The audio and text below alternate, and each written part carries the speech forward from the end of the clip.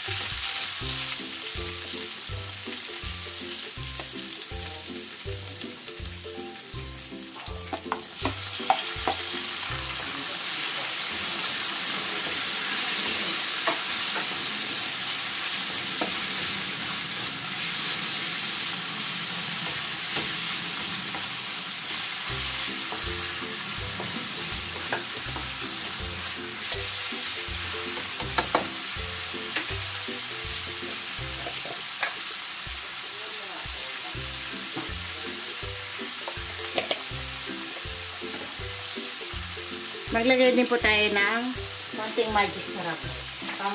Pampalasa po kasi ang magic sarap. Pero konti lang naman.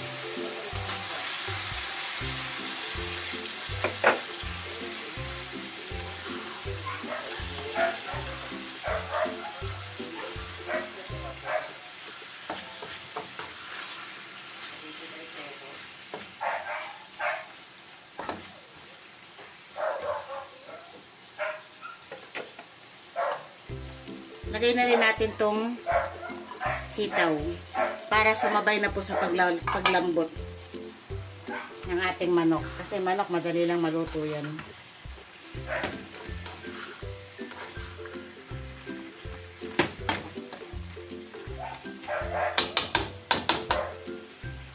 Lagay na po tayo ng liquid seasoning.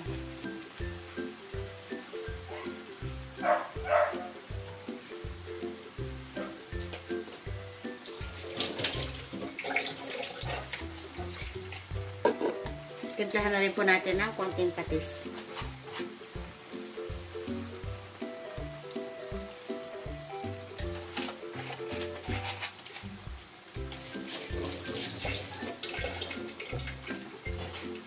Sangkot siya lang po natin yan.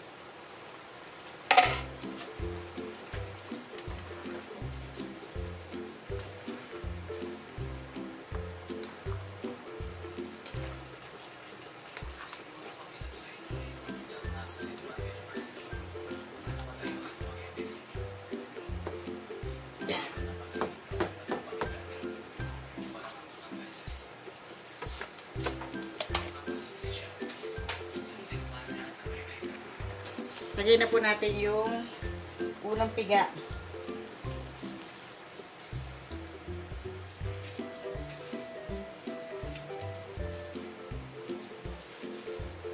Hindi ko na po nilagay yung pangalawang piga kasi okay naman po, nagsabaw po yung manok natin. Ito po, lagay natin yung sili. Kasi baka maging sinigang to pagka nilagay ko pa yun. Kaya yung pang-unang piga na lang po ng gata, yun ang nilagay ko.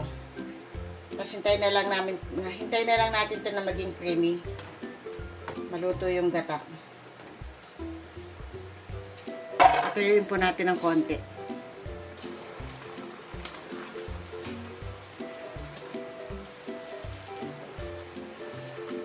Hindi po ako naglagay ng siling labuyo kasi ayaw ng mga bata yung maanghang. Kaya ito na lang siling haba nilagay ko.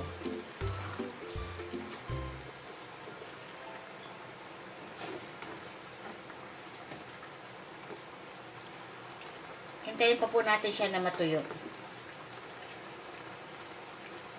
Para maging creamy yung sabaw niya. And heto na po yung ating nagawang Chicken Bicol Express with tomatoes. Ngayon po, patayin na po natin ang apoy. Ayan po. Sige po, magpapaalam ng inyong kakusinerang Lakotsera na sa inyo po lagi nagpapaalala na stay safe po. God bless po. Bye-bye.